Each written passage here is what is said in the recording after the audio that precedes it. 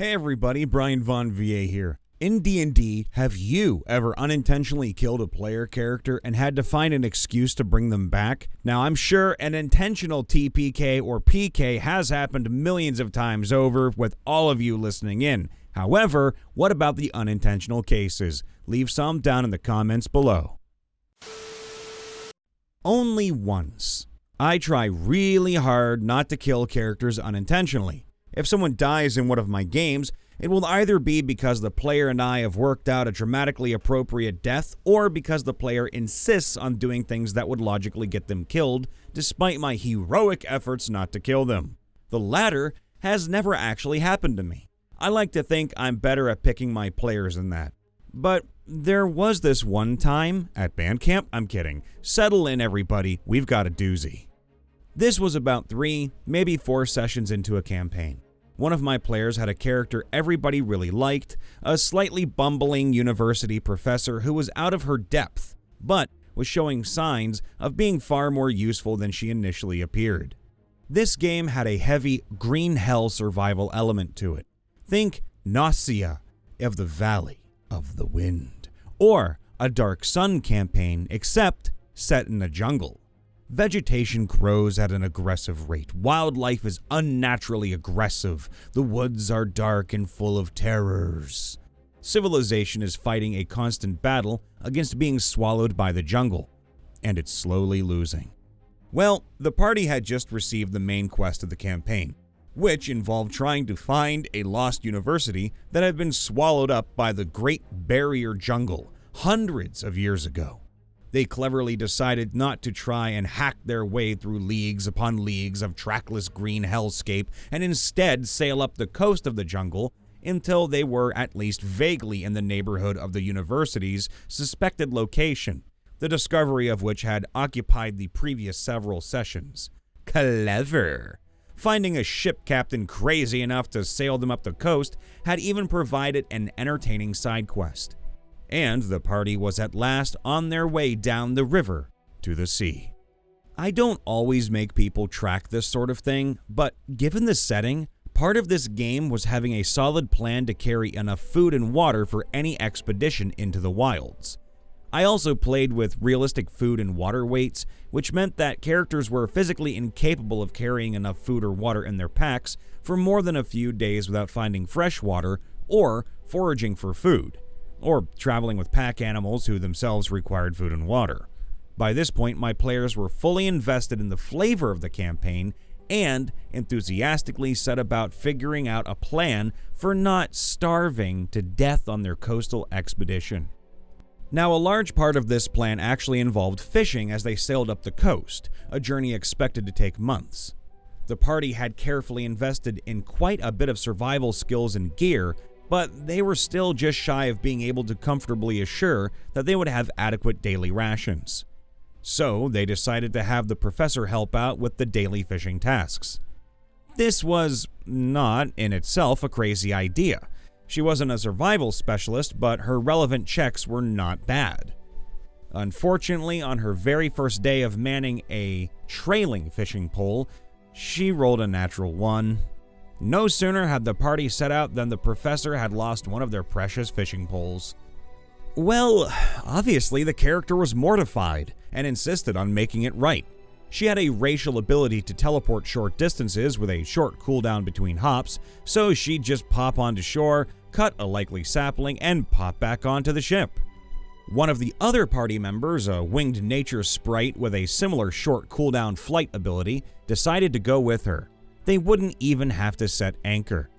Oh yes, dear reader, they waited until they were passing a copse of trees with likely looking young growth. Lots of that in this world, and they left the party behind on the ship, only to find that the copse in question was home to flying venomous snakes, who were being hunted by a party of lizardmen, introducing a faction that would become more important as the campaign progressed. None of whom were happy to have a slightly bumbling university professor teleport into their midst. The ensuing fight was great fun, as the two separated party members tried to stay alive long enough to get back to the ship, while the rest of the party scrambled to either swim to shore in their combat gear or support the fight from the ship.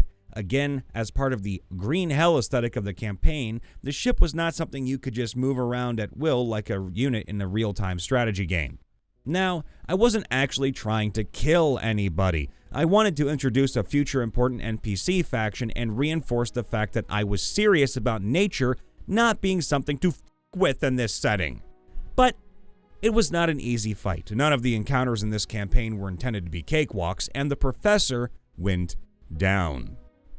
And then got caught in an area effect attack. I rolled damage, announced it, and the professor's player looked at me and said, "I'm dead." I had, you see, forgotten to check how much damage she could actually take before not just dying, but dead. If I had remembered to check that, I could have fudged the damage roll. Except I hadn't. And I had said the damage amount out loud. And the player had announced her character's death out loud.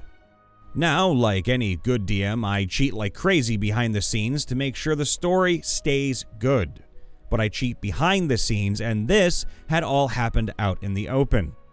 I didn't feel like I could just backtrack without losing some of the "this game world is harsh and brutal" vibe that I'd carefully built up over the past several sessions. So, I didn't contradict the professor's player. She died, and the party had no way to bring her back. As I had also carefully established in earlier sessions, this was not a campaign setting in which high-level NPCs or flashy, obviously physics-defying magic were common. But they did have the ability to preserve the body, and I hadn't meant to kill the character, who was one of the party's most beloved members, so I made up a side quest to bring her back to life, which ended up being an opportunity to introduce several more elements of the main plot, and was generally well received by all. Now, it all turned out pretty well, but it was completely unintentional on my part. Not that I let on about that, of course, seeing as my improvised side quest ended up being so important to the plot. A DM's gotta have some secrets.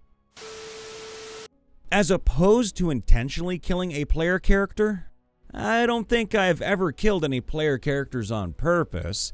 I have set up very challenging encounters for them, and as a result of those encounters, sometimes player characters have died, but I have never had what I considered a trivial encounter turn deadly. Short answer though, death has to be on the table. If players think you are going to Deus Ex Machina them out of every situation, your game will suffer, as there will be no real stakes. Without stakes, players won't get a feeling of accomplishment when they defeat insurmountable odds. They also won't hate your big bad evil guy as intensely as they should for good immersion. Don't feel tempted to bring them back, even if it was a trivial encounter that got them killed. Instead, make that part of the story, and definitely let them have a way to overcome the situation, even if that's not where you thought the adventure was heading. You, yes you, have to honor their choices and let them have consequences. Don't bring things back on the track you had planned by waving a PC death away. Larry the Lich's dungeon was getting a bit too crowded after so many TPKs. Oh, god damn it. What do I do when a PC dies? Well, I do three things. I give the player agency over the death, because it is very boring to just be rolling death saving throws. I normally let the dying player say things on their turn. They are incapacitated as per the condition, but they get to RP their death rolls and possibly help their companions by taunting the enemy or giving advice. If and when they fail their last saving throw, I also allow them to do a nice Boromir moment. Oh, that hurts my heart. Why did you say that? They are beyond normal help, and healing magic no longer works, but they can say goodbye. This is also when I allow Revivify to be cast, no questions asked. Next up, I also give the player agency over their after death. The player may or may not want to have that character brought back. If the player does not want the character to be brought back, the other characters can still try to bring them back, but it will fail in some interesting and meaningful way.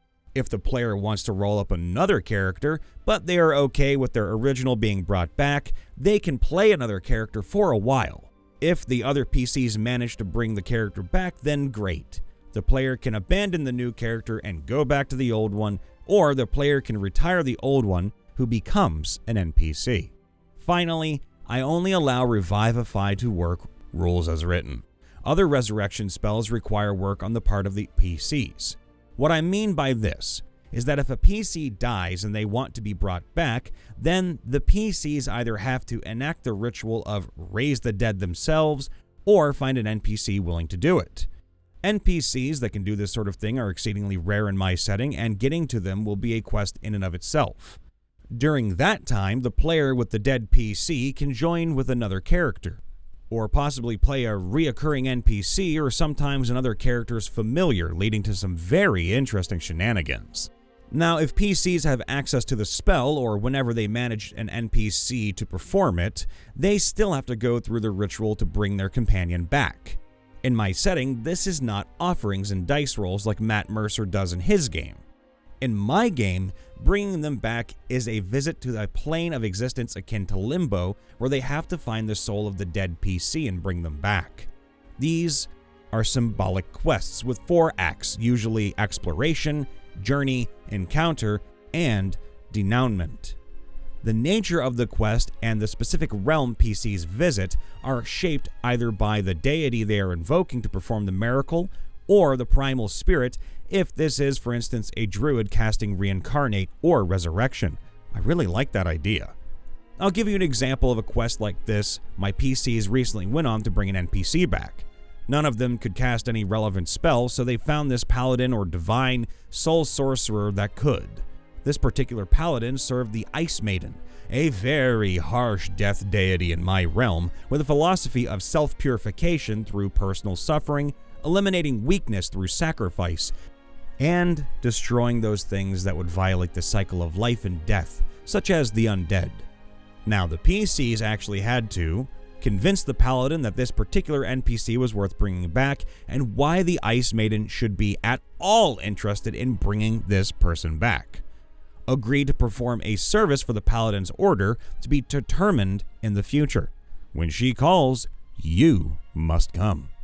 Be transported to the part of this limbo realm I was talking about that is ruled by the influence of the Ice Maiden, a harsh winterland where frequent blizzards blow.